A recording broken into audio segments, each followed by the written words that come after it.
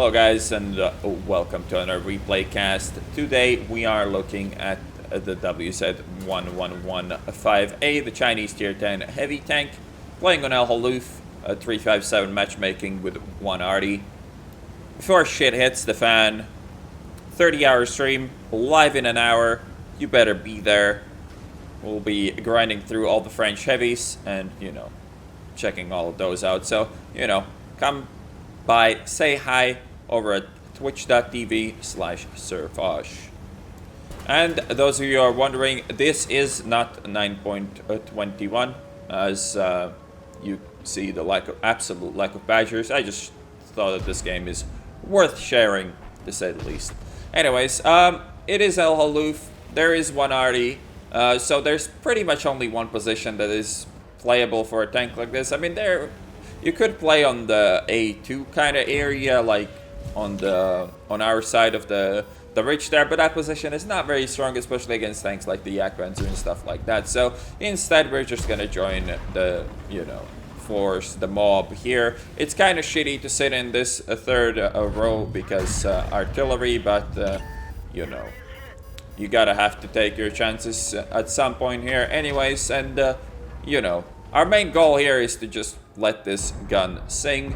I haven't really done a lot of content on the 5A. I don't think I've done a single video of it, and my thoughts on the tank have kind of changed over the time. At the start, I didn't really like this tank too much. I felt that the gun was a bit too potato, but then again, it does deliver 490 alpha in a really mobile package with reasonably good armor, so it's pretty solid. There's no doubt about it. It's even more than pretty solid. It's probably one of the better tier 10 heavies in the game. And this game kind of showcases as well. The DPM on this thing is pretty nuts, plus the alpha makes it a really good combo. And we have already done 2k damage, taking 0 in return. We did have to use a repair kit, but better use a repair kit than lose shitload of hit points, right? Alright, so now it looks like the Z111 wants to fuck with me, and I'm all up for that. I have a better position, I'm pre-aimed for him, so it's a really shitty fight for him.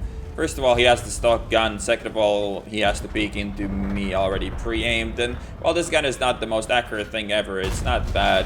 Now we go for the T10 because he's tracked in the open. The Z111 does get his one free shot in, but I'm not really too upset about it. What I am pretty upset about is this E5 just pressing his W key all the way down and putting quite a lot of pressure on us here, which we're gonna have to deal with at some point.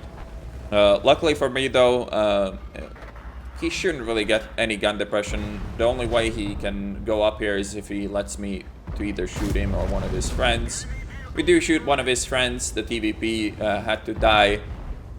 His E5 is ballsy as fuck, over peeking that all the way, but we do get an easy shot right in his lower plate right there.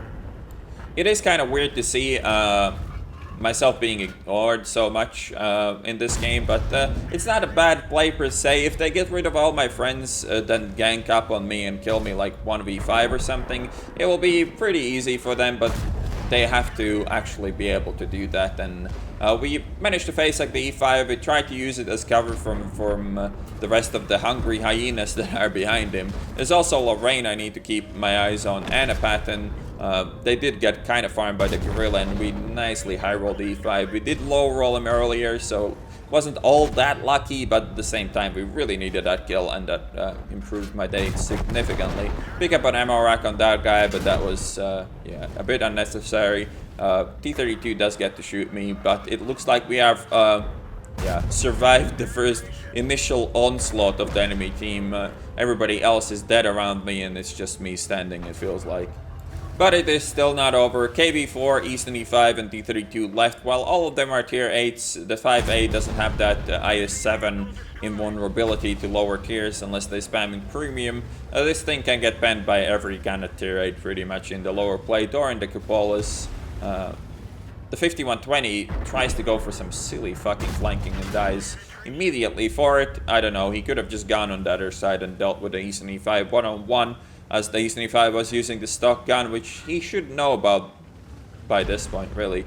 The HyperX 30B is great help with his HE, really really nice thing to do, to shoot HE at an Eastern E5. It did make him turn, which was enough. This T-32 rushes his shot, tries to go for a face hug, and I could say that I noticed the back shot and that this wasn't lucky as shit at all, but it was lucky as shit, and I had no idea that he was coming. The timing worked out perfectly for me. I don't know why the T-32 wanted to push me so badly, but this works out perfectly. We managed to turn around in time as well, so everything is awesome.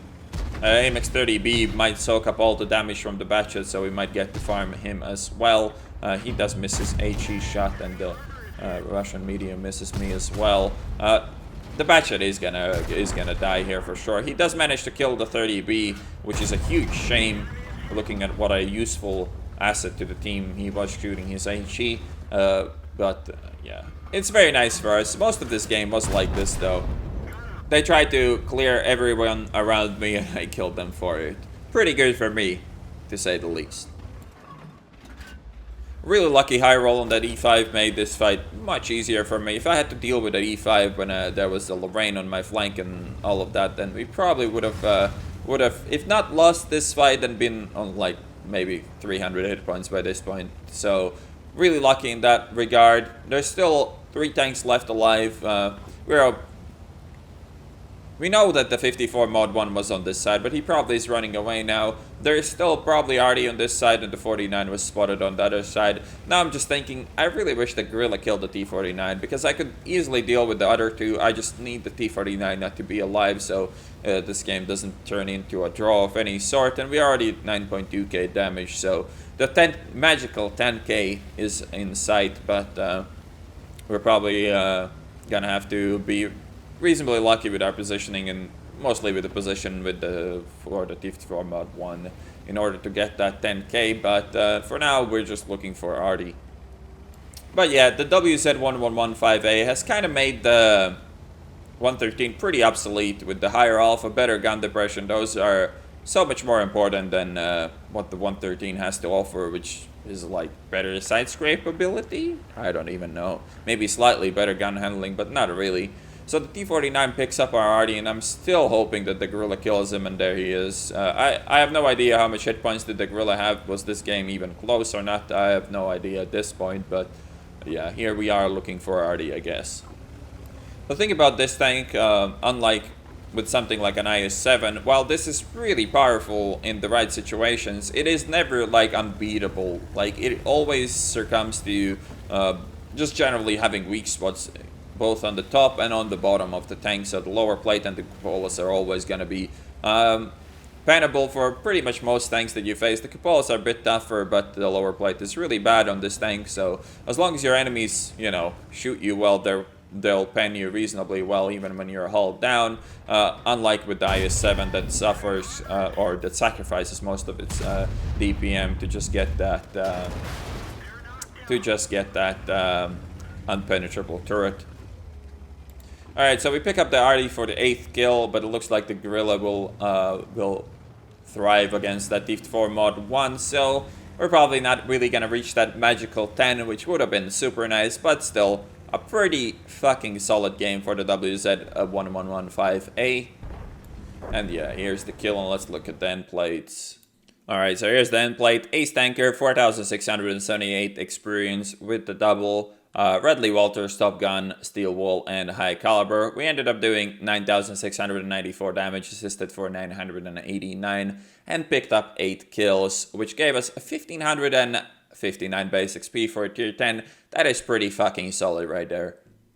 As is the WZ-111A. Can be a bit mediocre against the super heavies unless you're willing to spam full premium at them, but at the same time you can kind of avoid that and just go for the mediums and the more medium-like gameplay that this tank can definitely pull off with its mobility. Alright, I hope you guys enjoyed this replay cast. Again, twitch.tv/Sirfosh, 30 hours, live in an hour. You better be there.